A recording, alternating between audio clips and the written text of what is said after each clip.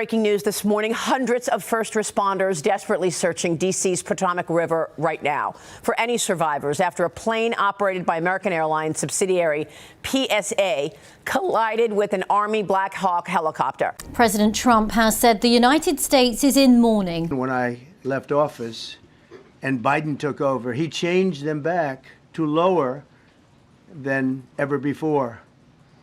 I put safety first. Obama, Biden, and the Democrats put policy first. The FAA is actively recruiting workers who suffer severe intellectual disabilities. Yes, that's President Trump immediately, without evidence, blaming an awful tragedy on Biden. So he doesn't immediately say, look, this is a time of mourning. We need to figure out the details. We don't know what caused it. No, immediately political, immediately blaming his enemies, his political enemies, immediately getting you and me and people in mourning to target minorities. Now, I'm sure you're already aware of this story, but let's have a bit of a breakdown. On January 29, 2025, American Airlines Flight 5342 collided mid-air with a US Army Black Hawk helicopter near Reagan National Airport, crashing into the Potomac River.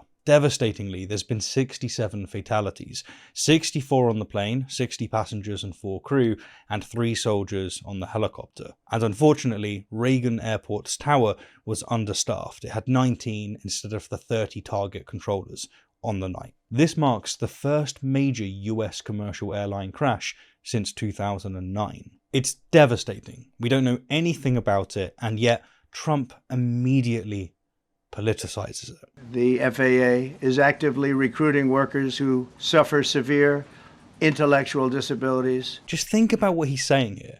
He's implying that they're deliberately hiring people with severe intellectual disabilities and putting them in critical areas, such as guiding aeroplanes. That is what he's implying his political enemies have done.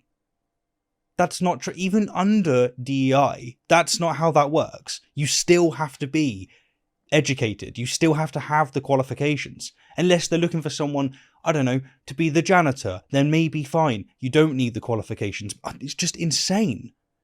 It's just so anti-human. Psychiatric problems and other mental and physical conditions under a diversity and inclusion hiring initiative spelled out on the agency's website. Can you imagine? Can you imagine?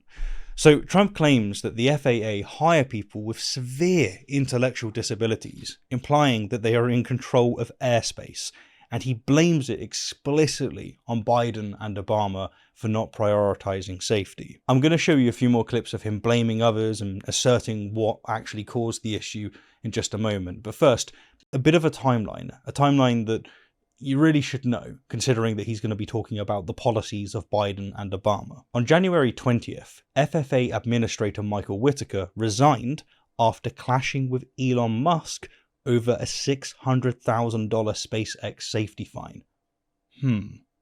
Interesting. The next day, Trump issued a federal hiring freeze, potentially exacerbating air traffic controller shortages. A day after that, Trump disbanded the Aviation Safety Advisory Committee. I'll say that again.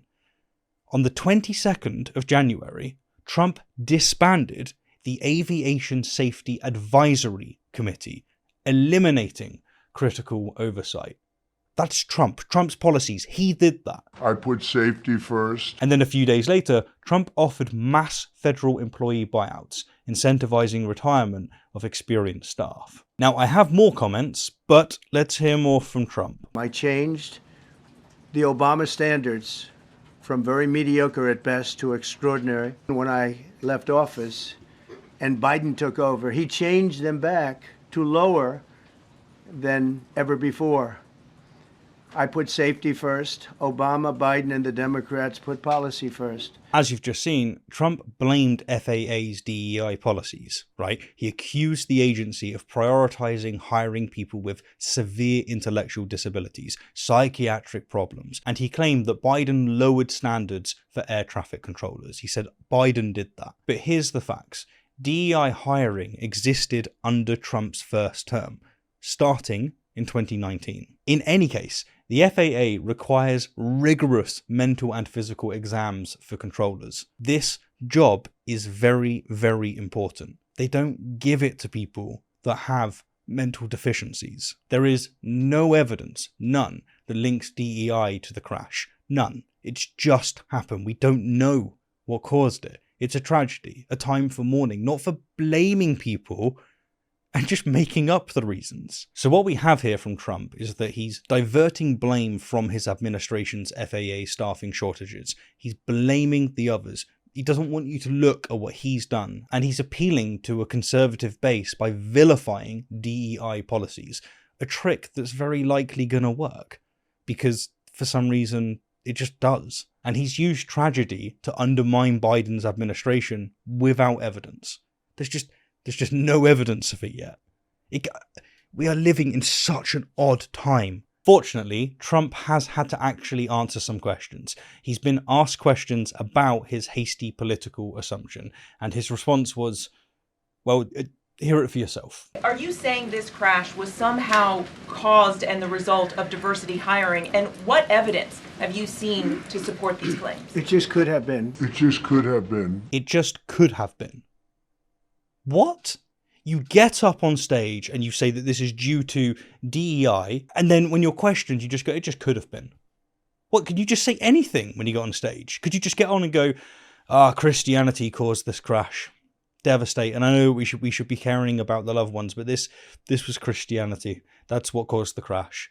And then when you're asked afterwards, just go, it just could have been. It just could have been. This is the President of the United States. What have you done, USA? And psychological quality is a very important element of it. These are various very powerful tests that we put to use, and they were terminated by Biden. Again, look what he's suggesting. He's suggesting that under Biden said, you see this really important job of being a controller, of controlling airspace. We're going to remove all policies that require any kind of expertise, any kind of test. Anyone can do it now. Just go to the street, grab a random individual, preferably someone that fits our quota, make sure that they're coloured, a woman. Are you saying race or gender played a role in this tragedy? It may have. Make sure you fit all of the quotas. Intellectual disabilities. Bring them in and just sit them there and let them have the job. That is the picture that Trump is painting. And that is the picture that millions of Republicans seem to be buying. What? What? We're finally getting somebody out there who breaks the silence of the establishment and tells the truth. It's all down to minorities, is it? It's all down to minorities. Is that really what we're going to have for the next 4 years? Blame every failure in America on minorities from diverse backgrounds and people with disabilities? The fact is, the Democrat administrations in places like California and over the last 4 years have hired people not because they're the best, but because their grandfather came from the right continent. It's a very powerful test that we put to use, and they were terminated by Biden. And Biden went by a standard that's the exact opposite. The exact opposite, guys. The complete opposite. The exact opposite. So if you didn't catch that, Trump didn't answer her question. She said, how can you so quickly say that it's due to DEI problems? And what evidence have you seen to support these claims? And Trump's answer was, it just could be. It just could have been. And then started slagging off the Biden administration. No answer. But don't worry, someone else tried to get it out of him. I'm trying to figure out how you can come to the conclusion right now that diversity had something to do with this crash. Because I have common sense. Common sense. He has common sense, guys. That's all you got to do. You just need common sense. If you even look at data nowadays, you're a dumbass. You should just know. Because I have common sense. That's it.